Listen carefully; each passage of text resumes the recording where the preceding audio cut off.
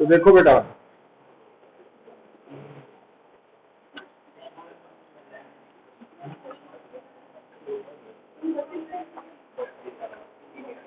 तो देखो असाइनमेंट जो है क्वेश्चन नंबर 1, अच्छा नोट कर लो, संडे ਨੂੰ ना टेस्ट होएगा बेस्ड ऑन जिन्नियां भी बाकी असाइनमेंट्स नहीं रहनियां हैं अपने इलेक्ट्रोस्टैटिक्स दियां वाला संडे ਨੂੰ सब्जेक्टिव। तो असाइनमेंट द फर्स्ट क्वेश्चन है बेटा, how many electrons pass through a lamp in 1 minute if the current is 300 milli ampere. मतलब करंट की वैल्यू 300 मिली एम्पियर है, टाइम है 1 मिनट, तो नंबर ऑफ इलेक्ट्रॉन्स कैलकुलेट करने हैं। तो देखो केड़ा कंसेप्ट सोचोगे, सिंपल बड़ा न्यूमेरिकल है।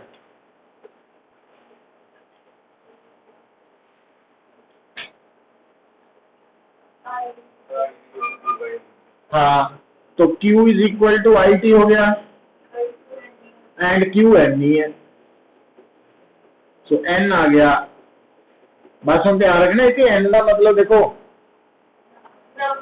हाँ ये नंबर डेंसिटी नहीं है ना, मतलब किस फार्मूले सिंबल की रिप्रेजेंट कर रहा है, ये बारे भी अलर्ट रहना साडे लिए बहुत जरूरी है। और बाद चो आप 300 इंटू 10⁻³ और 60 सेकेंड है।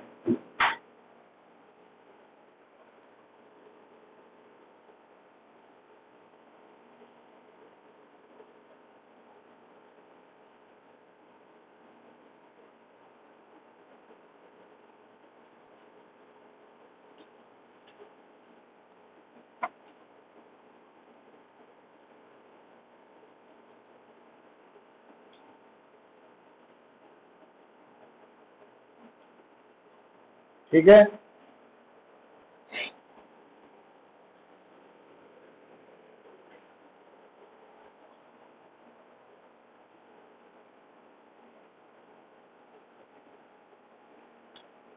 सेकंड क्वेश्चन दे ਲਈ बेटा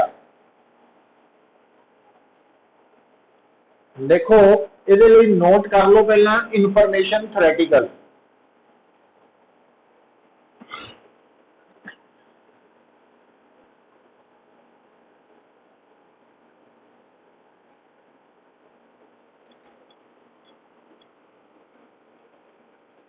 तो वो इंफॉर्मेशन है, लिखो ए रिवॉल्विंग, नोट करके लिखनी इंफॉर्मेशन बड़ी इंपॉर्टेंट है, ए revolving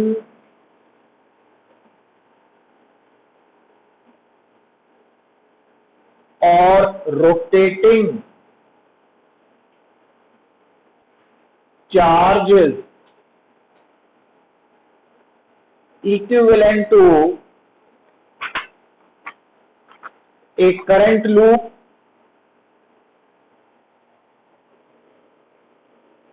and current is equal to, तो देखो पुत्र, अगर थोड़े सामने कोई भी चार्ज पार्टिकल किसी चीज के आले दुआले घूम रहा वा, रिवॉल्व कर रहा वा, जिदा कि मैं डायग्राम बना लगा, आ सेंटर है, आ रेडियस है, आ चार्ज पार्टिकल है, ये सर्कुलर ऑर्बिट घूम रहा है ना। तो जदों भी तुसी रिवॉल्विंग चार्ज का करंट कढ़ना या current due to revolving charge कढ़ना, तो फार्मूला तो करंट का चार्ज ओवर टाइम ही है, पर रिवॉल्विंग दे वेले चार्ज ओवर टाइम की जगह टाइम पीरियड आ जाना, क्योंकि जो कोई चीज चक्कर लगाती है तो टाइम पीरियड होता ना, time taken to complete 1 revolution 1 rotation. तो टी का मतलब है टाइम पीरियड, अगली गल सुनो, जदों भी कोई चीज रिवॉल्व करती है तो आपां उहदे नाल एक टर्म जोड़ते हैं पुत टाइम पीरियड, दूजी टर्म असी जोड़ते हैं फ्रीक्वेंसी। फ्रीक्वेंसी हुंदी है नंबर ऑफ रेवोल्यूशन पर सेकेंड। तीजी टर्म जोड़ते हैं एंगुलर फ्रीक्वेंसी और एंगुलर वेलोसिटी ओमेगा।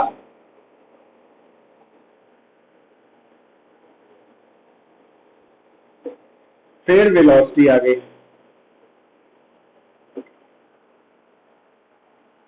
जिहड़ी बॉडी रिवॉल्व कर रही है उसकी स्पीड भी होएगी, है ना। हुण ये सारा +1 दी इंफॉर्मेशन है। और थानू पता है कि frequency reciprocal of time period होंगी, एंगुलर वेलोसिटी 2 पाई फ्रीक्वेंसी होंगी, वेलोसिटी ओमेगा आर भी होंगी, पता ना। तो ये सारी इंफॉर्मेशन जो याद है तो आप इत्थे वरत सकते हैं।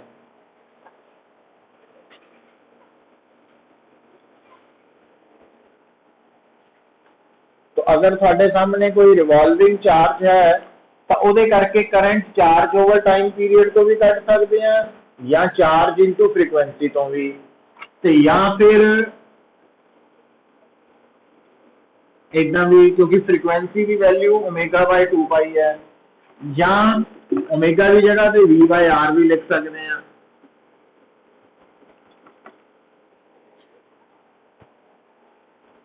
समझ आई गल।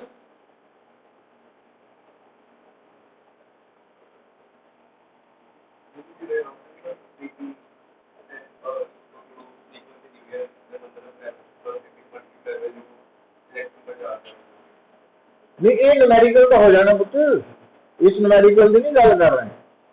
हम दस रहे भी मान लो जिदा इत्थे चार्ज ते फ्रीक्वेंसी दी है तो इत्थे आपां फार्मूले नाल करंट कढ लेना, पर इदां ही कह सकदा भी जिहड़ा चार्ज सर्कल च घूम रहा उसकी फ्रीक्वेंसी की जगह वेलोसिटी ते सर्कल का रेडियस दिता होए, फिर आ फार्मूला लगना। वो मतलब अलग अलग सिचुएशन के जनरली फार्मूला दसते हैं। इस न्यूमेरिकल च नंबर 2 न्यूमेरिकल दे विच तुहाडा फार्मूला काम आना। ठीक है, ये बड़ा इंपॉर्टेंट कंसेप्ट है, अपने आप छोटा जहा वा बट इंपॉर्टेंट।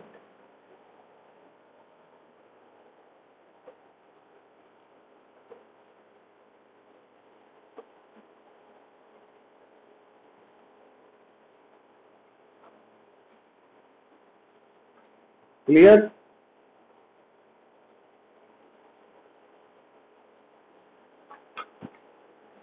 मतलब आ जी पूरी इंफॉर्मेशन थानू मैं नोट करवाई है ये इन जनरल हो गई। मतलब जिथे भी रिवॉल्विंग चार्ज वाला केस आ जाए तो करंट कढ़ना होए तो उत्थे इन्हां विचों किहड़ा सूटेबल फार्मूला है वो थानू सिलेक्ट करना पड़ेगा।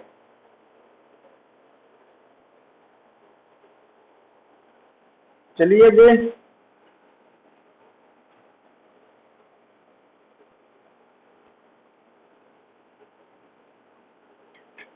देखो भाई,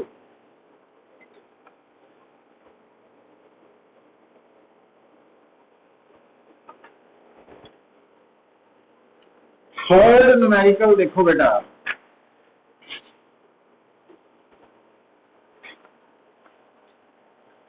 इनने कंडक्टर, तो मैं ड्रॉ कर लेना कंडक्टर, और थानू दस्सिया ही होया नॉर्मल कंडीशंस च तुहाडा कंडक्टर सिलेंड्रिकल फॉर्म च होना ना। 10⁻16 electrons move from point A to B. तो आप कंसैप्ट नूं समझण लई ए बी दो पॉइंट सिलेक्ट कर ले। तो उन्हें कहा भी 10⁻16 इलेक्ट्रॉन्स अगर ए तो बी गए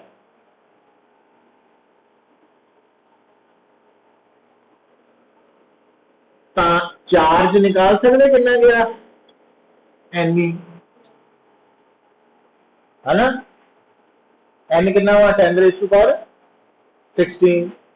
तो टाइम कितना आया इन्होंने मूव करने का 1 मिली सेकेंड। तो इस इलैक्ट्रॉन्स की मूवमेंट करके करंट की डायरेक्शन की होगी दस सकते? तो आ होएगा करंट, और ये current Q by T is equal to N लेना 10⁻16 E ओवर 10⁻−3 और E की जगह से लिख सकते हैं आप, है ना।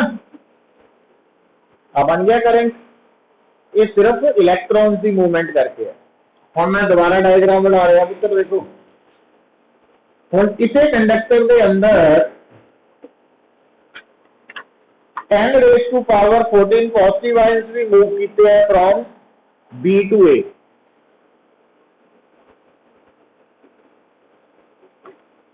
पॉजिटिव आयंस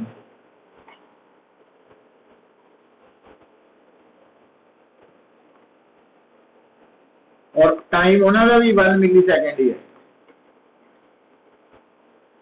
तो हुण करंट की डायरेक्शन की हो,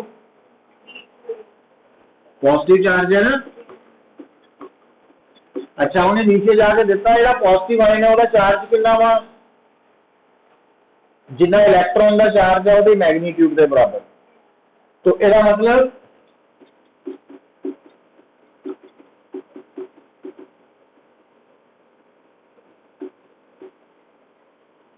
ठीक है।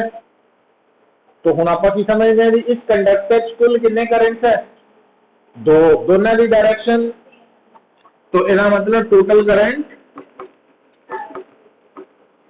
एडिशन हो गई ना, जे ऑपोजिट होंगे करंट, हाँ तो नेट करंट की डायरेक्शन की हो B टू A।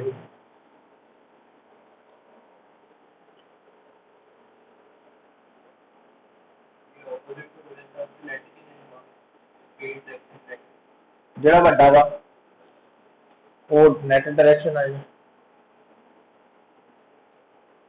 ठीक है।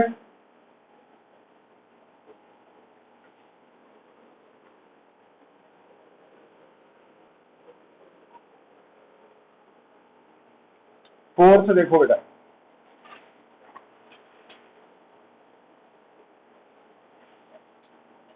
Charge flowing in a conductor varies with time as.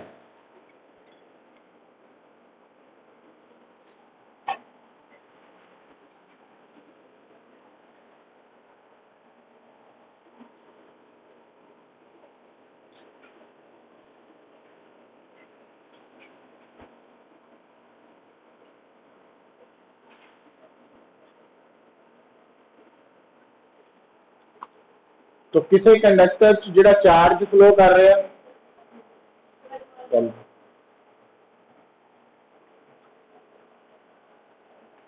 तो कंडक्टर दे विच बेटा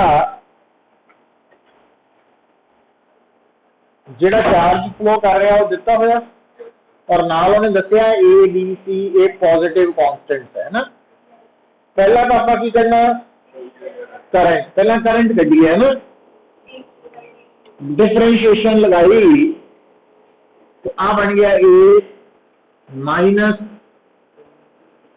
half B 2T plus 1/6T 3T square इतने बनया ना। तो करंट आ गया थोड़ा A minus BT plus half CT square. पर आप उन्हें करंट नहीं किया, इनिशियल करंट मतलब टाइम, तो आई आ गया A। पहला पार्ट हो गया कंप्लीट। दूसरा पार्ट की है,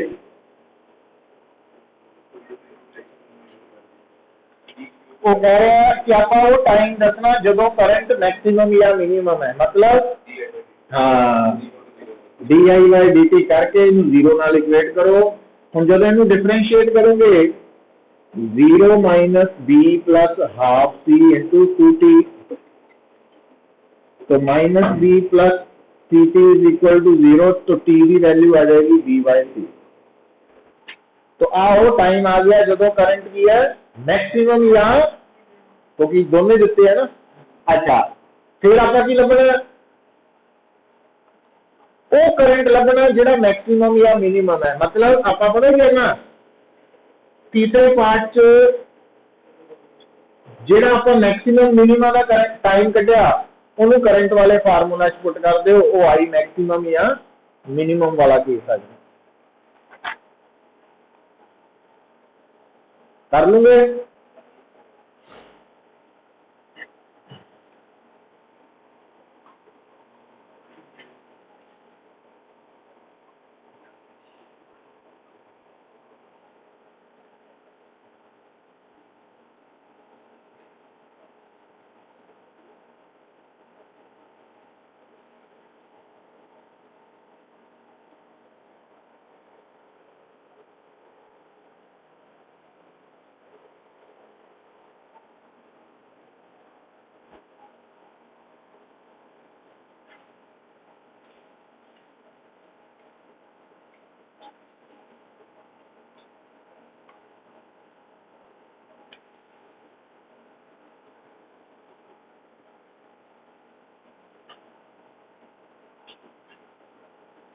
question number 5,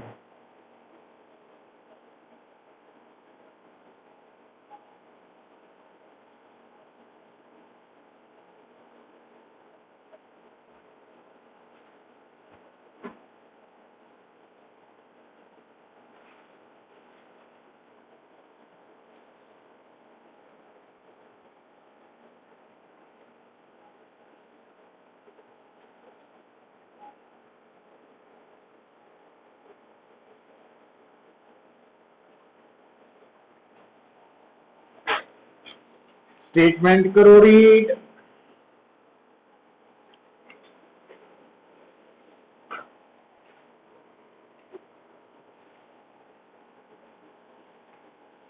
if current flowing through a copper wire of 1 millimeter diameter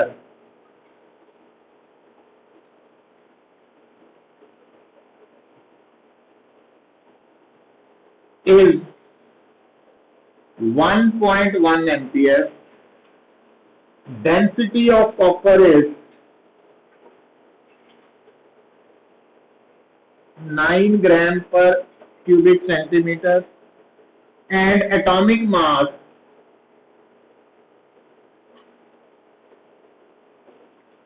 63 ग्राम। कर लो तो यू लिखा ना, गलत लिखा ग्राम, एटॉमिक मास ग्राम से होना ना।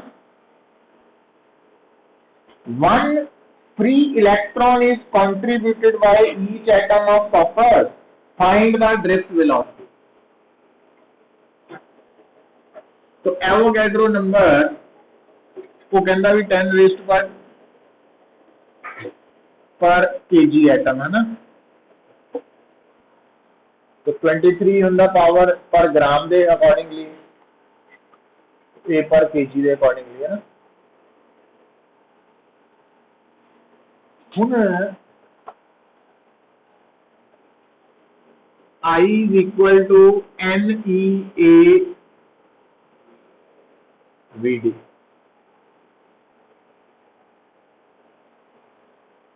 ठीक है। I गिवन है,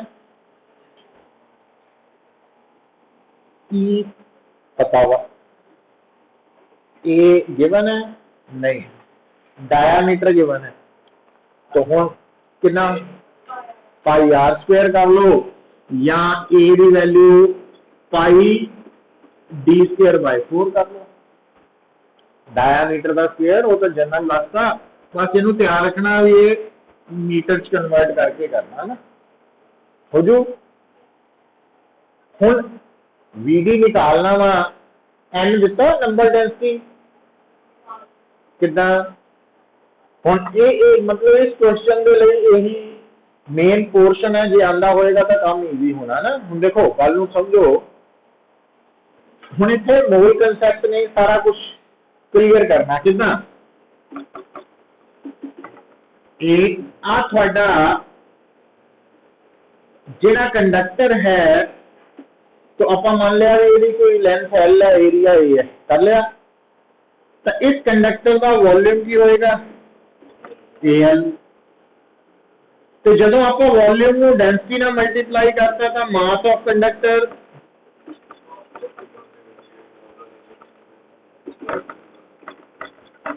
एल डी आजू है ना, हुण मोल कंसैप्ट लगा सकते हैं आप कितना, जे सानू मास पता हो जाए तो असी नंबर ऑफ एटम्स कट सकते हैं किहदे बराबर, given mass over molecular mass या atomic mass into Avogadro number, है ना, ये मोल कंसैप्ट है। अच्छा फिर हम स्टेटमेंट नू पढ़ो, उन्हें पता की क्या कहता, एक एटम के कारण एक फ्री इलैक्ट्रॉन है, इसका मतलब की हो गया जिन्ने एटम्स है उन्ने ही फ्री, तो नंबर ऑफ फ्री इलेक्ट्रॉन्स हो गए एम, इन्हें हो गए। तो इदा भी लिख सकता भी, वो तो स्टेटमेंट के अकॉर्डिंगली आना ना भी 1000 एटम्स से मगर एक इलेक्ट्रॉन फ्री है, तो फिर आप नंबर ऑफ फ्री इलेक्ट्रॉन्स कटने सी नंबर ऑफ एटम्स को 1000 नाल डिवाइड करके ना वो मीन सिचुएशन दसूगी। अच्छा हुण साडे अकॉर्डिंगली क्या हो गया, पर number of free electrons per unit volume वो हुंदा n, तो n हो गया छोटा m capital M, Na total number of free electrons per unit volume, इधर बन गया।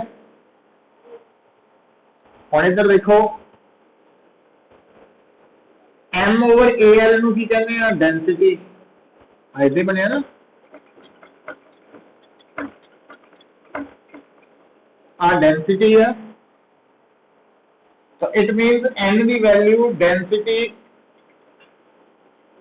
Na बाय m इथों निकलनी है, ठीक। मीन्स आ जी आप सैपरेट एफर्ट्स कीते है ये नंबर डेंसिटी नू कड्ढण लई कीते है, जिहड़ी कि साडे इस न्यूमेरिकल च दित्ती नहीं सी डायरैक्टली, पर वो मोल कंसैप्ट तो सानू समझ नहीं पई।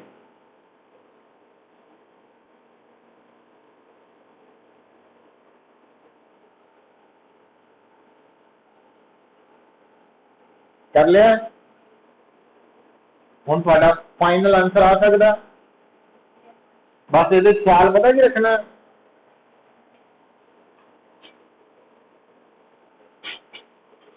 डी की वैल्यू है ग्राम पर क्यूबिक सेंटीमीटर, ठीक है, तो जड़ा मास दिता हुआ वो ग्राम च है, ठीक।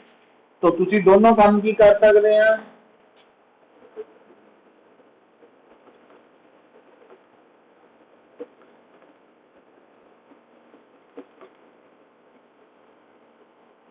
है ना, मतलब आप सारा कुछ किलोग्राम च ले आए तो Na की वैल्यू भी ये बराबर,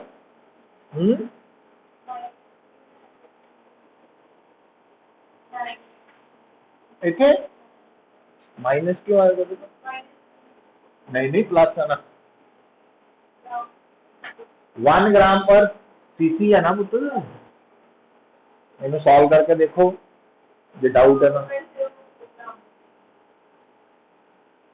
सीधा याद रखो पानी की डेंसिटी 1 ग्राम पर सीसी या 1000 kg पर क्यूबिक मीटर, है ना, बाकी कैलकुलेशन कर ही सकते हैं, हो जू हो।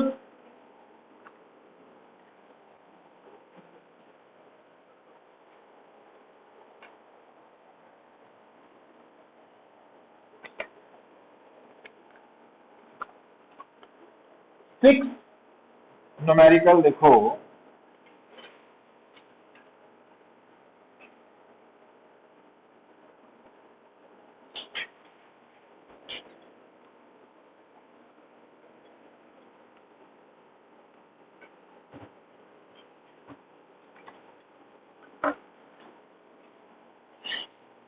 स्टेटमेंट में पढ़ो, find the current flowing through a copper wire of length 0.2 meters, area of cross section 1 square millimeter, मतलब 1 into 10 raised to the minus 6 square meter, when connected to a battery of 4 volt, electron mobility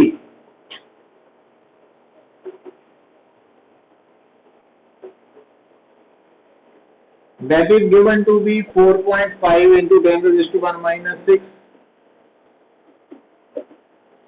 and charge on electron का चलो पता ही है सानू, and number density of electrons 8.5 into 10⁻²⁰, है ना। तो हुण इत्थे तुहानू दो गल्लां याद आनियां चाहीदियां, मोबिलिटी का फार्मूला हुंदा drift velocity per unit electric field, ते करंट और ड्रिफ्ट वेलोसिटी का रिलेशन आया है ना। तो ये हो गया NEA, VD की जगह आप लिख सकते हैं मोबिलिटी इंटू इलैक्ट्रिक फील्ड। हुण तीजी गल याद आनी चाहिए कि इलैक्ट्रिक फील्ड हुंदा V/L, जिहड़ा सिलेंड्रिकल कंडक्टर हुंदा, तो जिस करके I is equal to NEA mu E V/L। आ फार्मूला पूरा तैयार हो गया। तो इनू तैयार करने लई नाल दी एडिशनल इंफॉर्मेशन सानू कैरी करके यूज करनी पई है।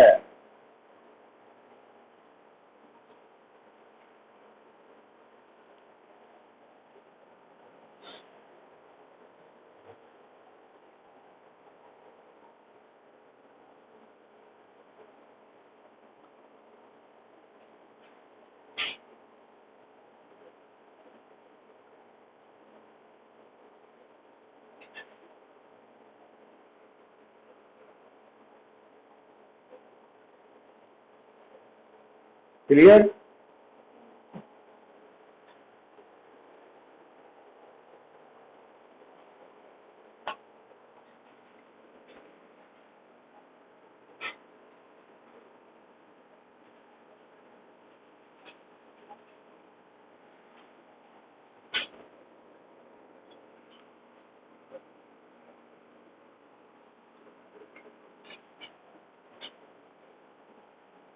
तो कोशिश करा करो कि पहला ना फाइनल फार्मूला जिथे तक हो सके डिराइव करके फिर आप वैल्यू पुट करिए, क्योंकि काफी कुछ कैंसल आउट भी हो सकता वा, है ना। स्टैप्स जिहड़े आ वो कैलकुलेशन वाले घट जाते, हाँ कैलकुलेशन थोड़ा ईजी हो जाती है। आप हुंदा कई बारी पहला VD कड्ढन लग पे मल्टीप्लाई करके फिर E कड्ढन लग पे, है ना, वो फिर टाइम ज्यादा कंज्यूम कर। प्रैक्टिस तो ये गल निकलेगी। 7th प्रॉब्लम तो देखो,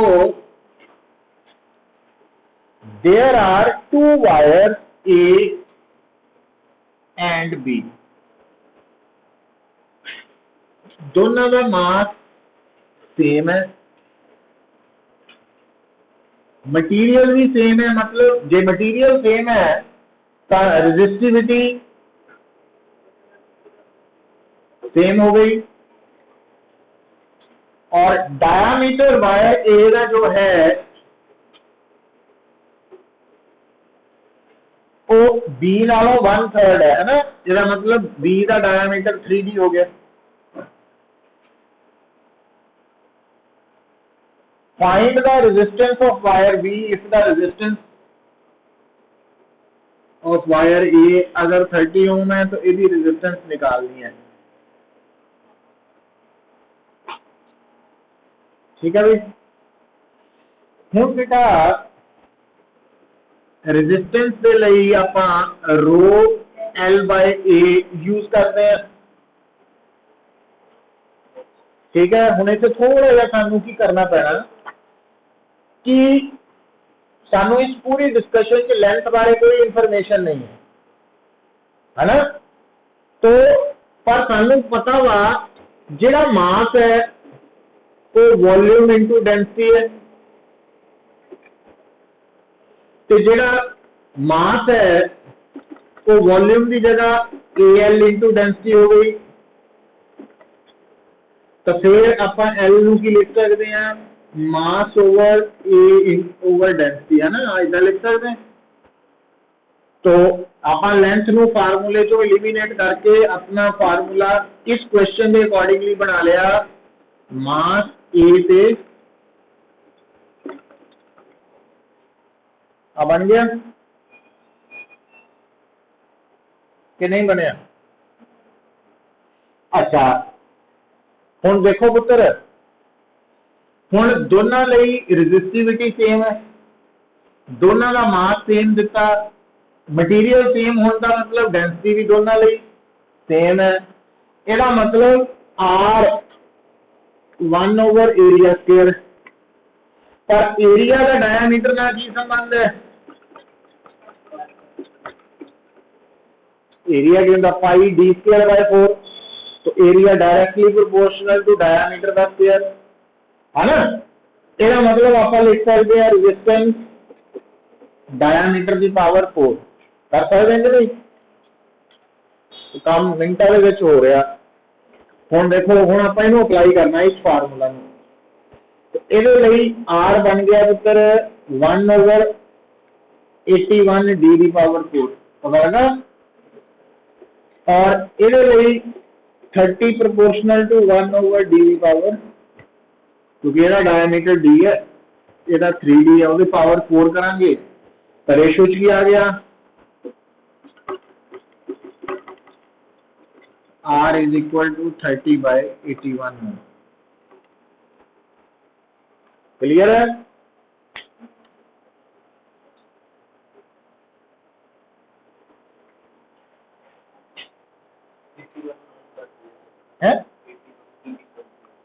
कुछ भी नहीं किया।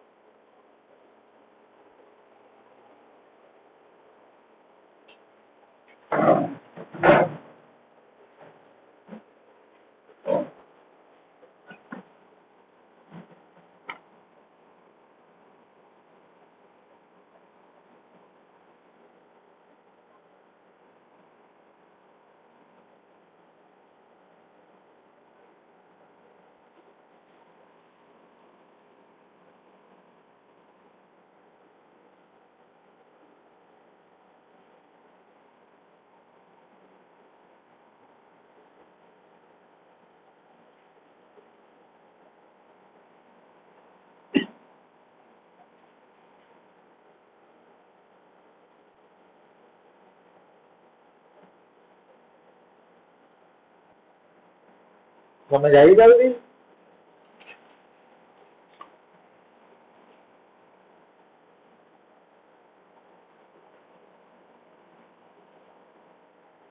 मतलब आप कई बार 2-3 फार्मूला जोड़ के इतना फार्मूला बनाना कि मैक्सिमम कॉन्स्टेंट्स हो या फिक्स हो, है ना, वेरिएबल घटा लेने। तो क्वेश्चन नंबर 1 पुत्र देखो, ये आप क्लास च किया होया है ना, सेम क्वेश्चन ही आ गया। याद है कि आप रेजिस्टेंस का फार्मूला की लिखना, पहला ρL/A, पर फिर उस फार्मूले से A को इलिमिनेट करना थी, पता ना क्यों, क्योंकि लेंथ वाले इंफॉर्मेशन है, तो volume is equal to AL वाले तो A की वैल्यू वॉल्यूम ओवर L लिख के वो L² ओवर, है ना, तो फिर आपको की करना थी, डिफरेंशिएट dr कढ़िया सी, फिर रेशो लै ली थी, तो वो वैल्यू पुट करती थी, है ना। ये सारा सच करवाया हुआ था। क्वेश्चन नंबर 9 देखो,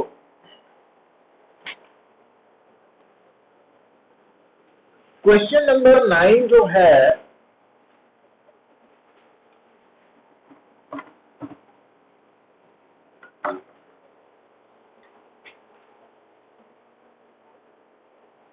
एक tungsten coil has resistance of 16 ohm at 20 degree Celsius.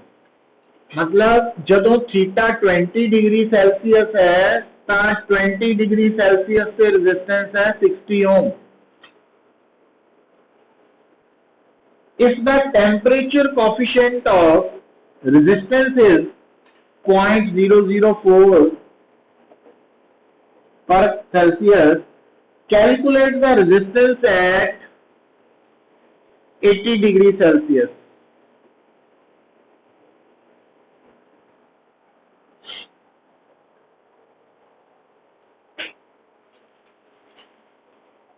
ਹੁਣ ਇਹਦੇ ਲਈ ਨਾ ਪੁੱਤ ਸਾਨੂੰ याद की आना चाहिए, देखो जिहड़ा टेंपरेचर कोफिशिएंट ऑफ रेजिस्टेंस या टेंपरेचर कोफिशिएंट ऑफ रेजिस्टिव का फार्मूला है, तो हाँ आ देखो आ जिहड़ा फार्मूला है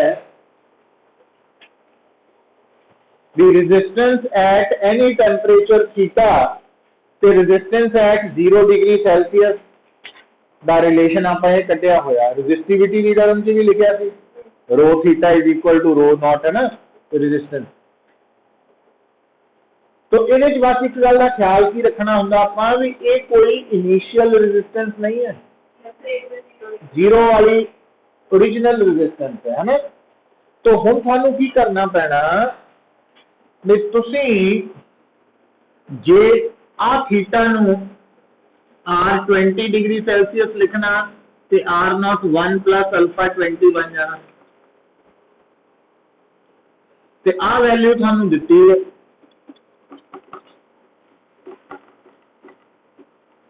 है ना। ते जे तुसी आ वाला थीटा वरतना तो R 80 डिग्री सेल्सियस की वैल्यू बन जानी R0 1 प्लस अल्फा 80 आ रेशो कर लो।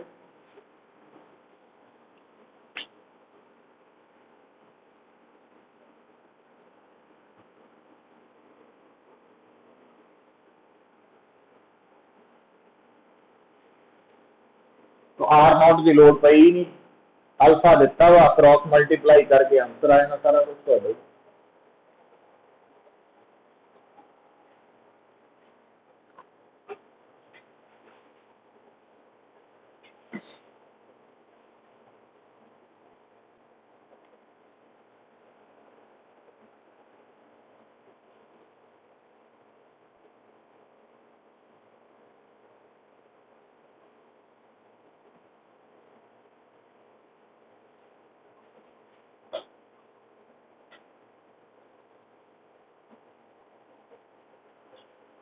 कर सकते सॉल्व, कैलकुलेशन ही है इस बार।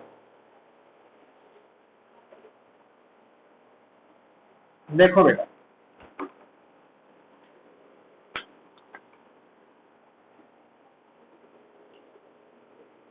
क्वेश्चन नंबर 10 देखो,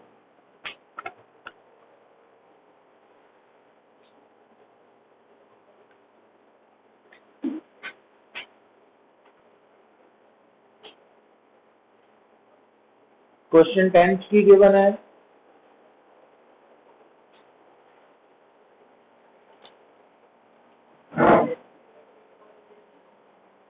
कहना resistivity of the material of a conductor of uniform cross section varies along its length as। तो हम जब ने कहा ना ये कंडक्टर यूनिफॉर्म क्रॉस सेक्शन वाला मतलब सिलेंड्रिकल है,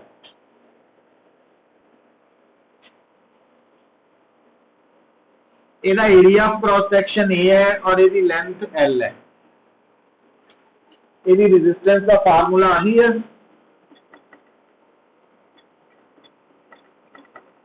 ना।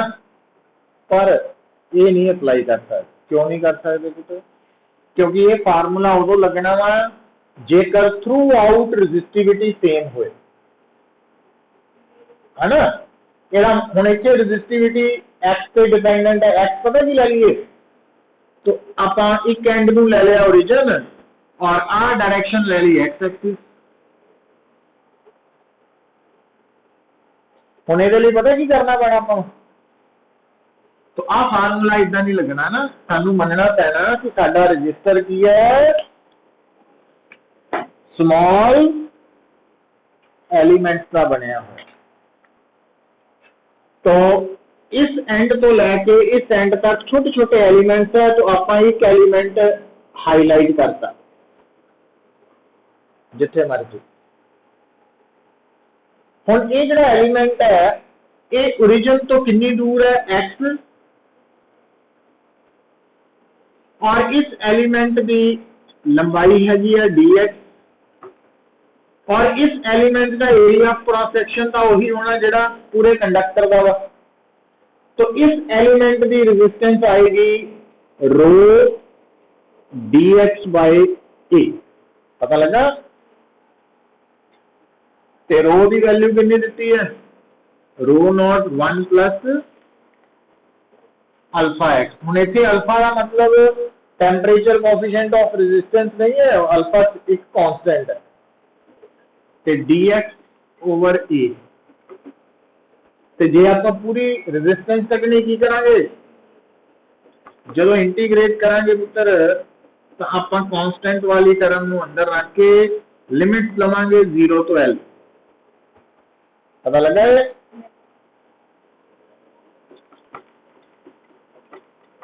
हुण पुत्र जो इंटीग्रेट करना तो इंटीग्रेशन के थोड़े दो पार्ट्स हो जाने आ वाले।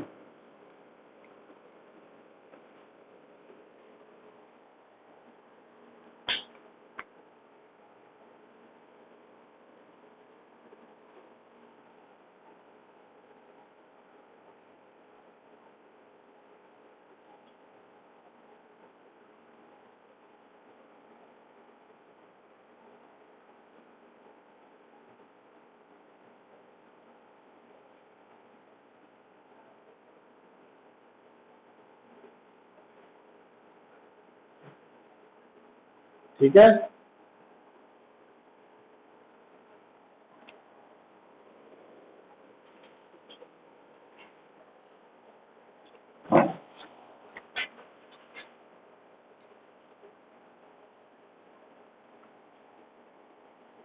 इलेवेंथ देखो बेटा,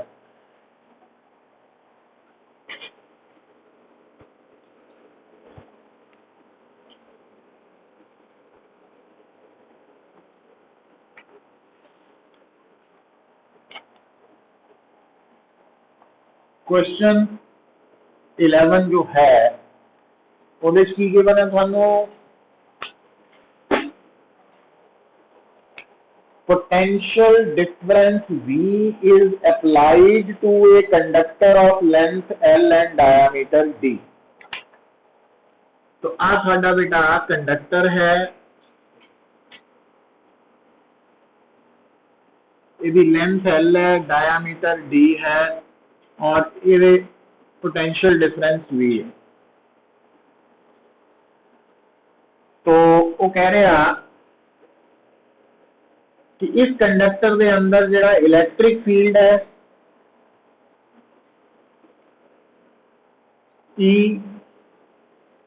ड्रिफ्ट वेलोसिटी Vd ते रेजिस्टेंस R से की फर्क पड़ेगा जदों पहला case potential difference is doubled, number 2 length is doubled, ते नंबर 3 डायामीटर इज डबल्ड, है ना?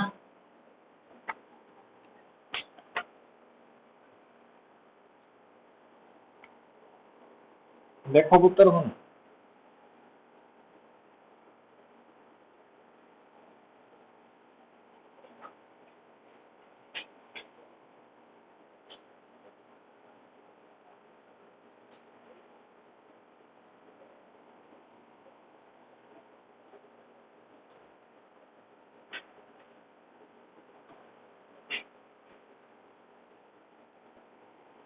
जेड़ा गल ध्यान नाल सुनियो पुत्र, जेड़ा ना कंडक्टर थोड़ा सिलेंड्रिकल है, जेड़ा क्रॉस सेक्शन कांस्टेंट है, तो ਉਹਦੇ ਲਈ ਤੁਸੀਂ E ਨੂੰ ਲਿਖ ਸਕਦੇ ਆ वोल्टेज ओवर लेंथ, ऐसा। ठीक है? हम देखो जे तुसी V ਨੂੰ डबल करोगे तो E डबल हो जू, है ना? डबल हो जू। जे L ਨੂੰ डबल करोगे तो हाफ हो जू, जे D ਨੂੰ कांस्टेंट रहू क्योंकि ਉਹਦਾ कोई फर्क ही नहीं है ना इत्थे। अच्छा हुण ड्रिफ्ट वेलोसिटी दे की फर्क पाऊ, ਉਹਦੇ ਲਈ ਮੈਨੂੰ याद आना चाहिए कि ड्रिफ्ट वेलोसिटी का इलैक्ट्रिक फील्ड नाल रिलेशन है ना, ਆਪਾਂ डिराइव ਕੀਤਾ। ਇਹਦਾ मतलब ड्रिफ्ट वेलोसिटी और इलेक्ट्रिक फील्ड का डायरेक्टली प्रोपोर्शनल है, तो जो ई होएगी वही ड्रिफ्ट वेलोसिटी का रिजल्ट भी आ जाए। तो रेजिस्टेंस के लिए तुहाडे कोल आना चाहिए rho L by A, rho L over pi D square by 4, है ना। तो रेजिस्टेंस के वी का कोई रोल नहीं है, पर जो लेंथ नू डबल करांगे तो रेजिस्टेंस भी डबल हो जाएगी, है ना, क्योंकि डायरेक्टली प्रोपोर्शनल टू। तो जे डायामीटर नू डबल करांगे तो 1/4 हो जाएगी ना। क्लियर है, बाई द फार्मूला पता हो तो जवाब आई जाने, है ना।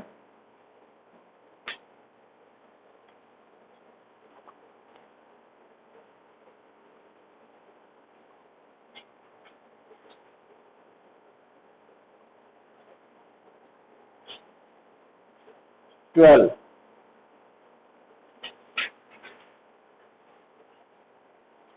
ए वायर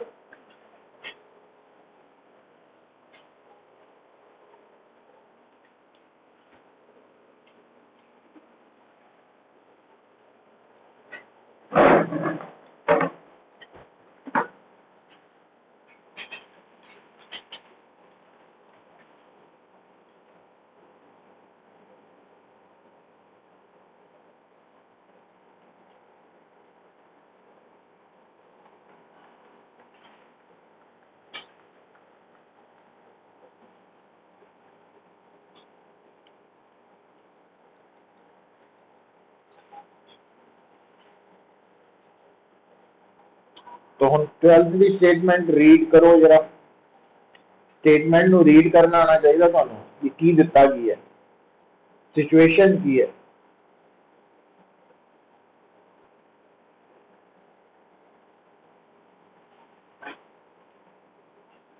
एक वायर है जिहदी थिकनेस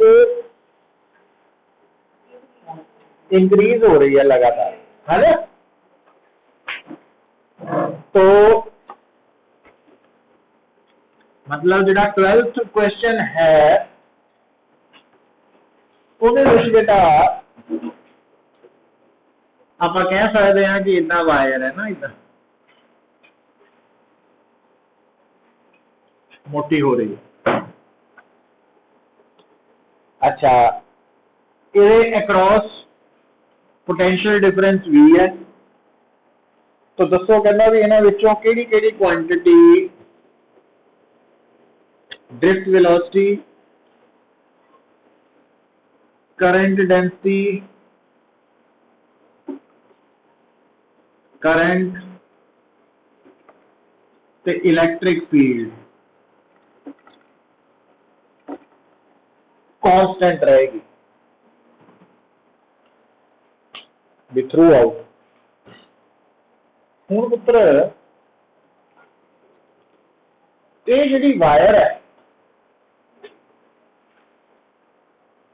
देखो कोई भी जिहड़ी लंबी वायर है ना, चाहे वह क्रॉस सैक्शन सेम होए चाहे अलग अलग, तो उन्होंने आप देखना इदा वा कि वो छोटे छोटे पोर्शन की बनी हुई है, ठीक है।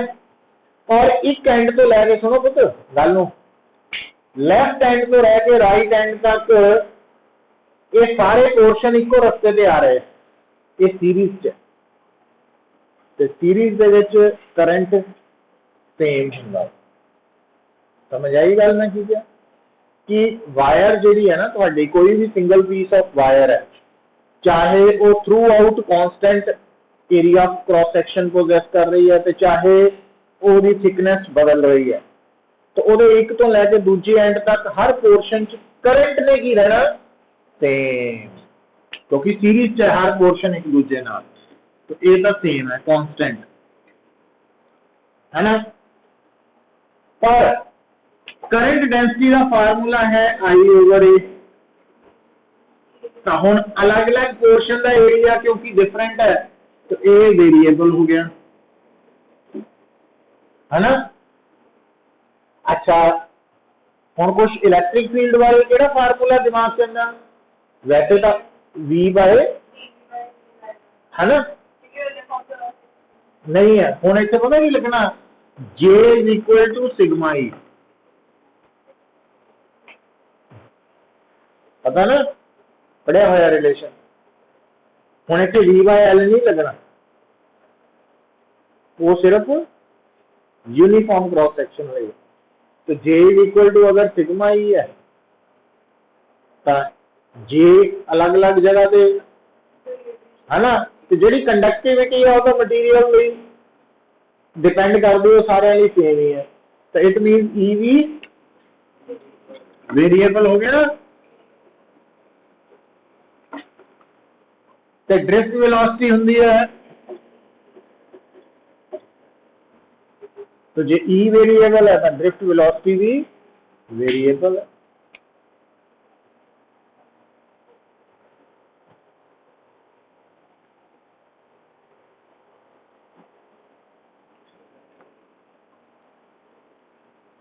ठीक,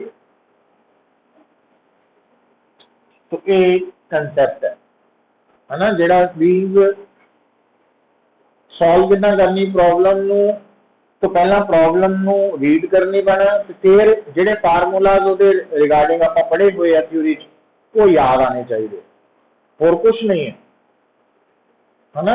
याद रखना ही औखा काम है, कुछ नहीं जो आप कहने हैं तो उन्होंने रिवीजन से ही आना वा, होर ओहदी कोई ऑप्शन नहीं है। हुण देखो पुत्र 13th प्रॉब्लम देखो,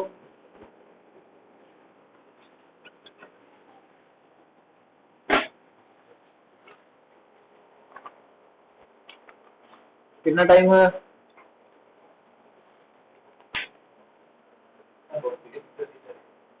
6:37, ठीक है 40 हो गए। देखो है हाँ 13th देखो स्टेटमेंट से देखो, उन्हें वी आई ग्राफ दिता हुआ है ना, जिहड़ा वी आई ग्राफ है वो सेमी कंडक्टर लिए है कि मेटल लिए, कंडक्टर मतलब मेटल है ना, वो समझ जाना आप। अच्छा हुण ये इको मेटल के दो ग्राफ है अलग अलग टेंपरेचर, ठीक है, इको मेटल के दो ग्राफ है अलग अलग टेंपरेचर। तो हर ग्राफ जो वी आई ग्राफ है उसकी स्लोप की होंगी है रेजिस्टेंस, तो आप कह सकते हैं भी T1 से उसकी रेजिस्टेंस R1 है, T2 से उसकी रेजिस्टेंस R2 है, इतना कह सकते हैं। ज्यादा रेजिस्टेंस केड़ी है R2 है ना, ते T2 भी ज्यादा ही है। मैटल के लिए सानू पता कि resistance directly proportional to temperature होएगी, आप रफली कह सकते हैं, एग्जैक्टली नहीं होंगी बट रफली कह सकते हैं कि क्योंकि with the rising temperature resistivity बढ़ती है, रेजिस्टेंस बढ़ती है। ये आप सिर्फ इस न्यूमेरिकल ਨੂੰ सॉल्व करने लिए ही इदा दिखना वा, अदरवाइज वेरिएशन अलग है पर वो साडे सिलेबस का पार्ट नहीं है कुछ। हाँ हाँ डायरेक्टली प्रोपोर्शनल टू 2। हुण पुत्र देखो ਇਹਦਾ मतलब आप लिख सकते हैं, जे इनू उल्टा करके भी लिख सकते हैं temperature directly proportional to resistance, it means T1 directly proportional to R1, T2 directly proportional to R2। आपा पर डिफरेंस कटना है किहड़ा, तो T2 माइनस T1 की हो गया proportional to R2 minus R1, इधर लिख सकते है ना। अच्छा हुण ग्राफ जो वी आई है, तो आ एंगल अगर थीटा वा पुत्र तो यदी स्लोप पता की है tan theta perpendicular over base tan theta के बराबर है ना। पर ये थीटा आ दिता वा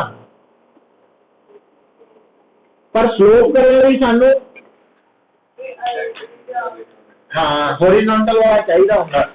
तो आप अंडरस्टूड है 90 माइनस तो यदि रेजिस्टेंस की होगी स्लोप tan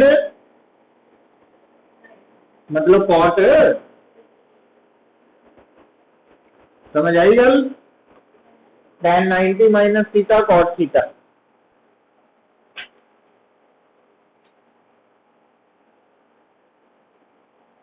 हम मैथमेटिकल इंफॉर्मेशन ने काम तो बस हम गल खत्म हो जा रही है ना।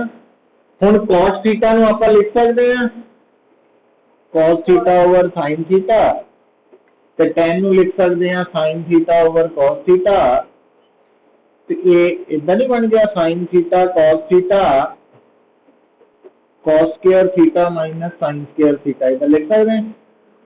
पर cos square theta minus sin square theta का cos 2 थीटा होना हो गया। तो sin थीटा cos थीटा वाला यह पोर्शन है ना थोड़ा वो समझ गए तुसी इतने 2 और 2 लिख सकते हैं तो आ 2 आ गया तो इतने sin 2 थीटा हो गया तो 2 तो है ही कांस्टेंट वो प्रोपोर्शनैलिटी जी खत्म कर देना तो cos 2 थीटा का आंसर आ गया। समझ आई गल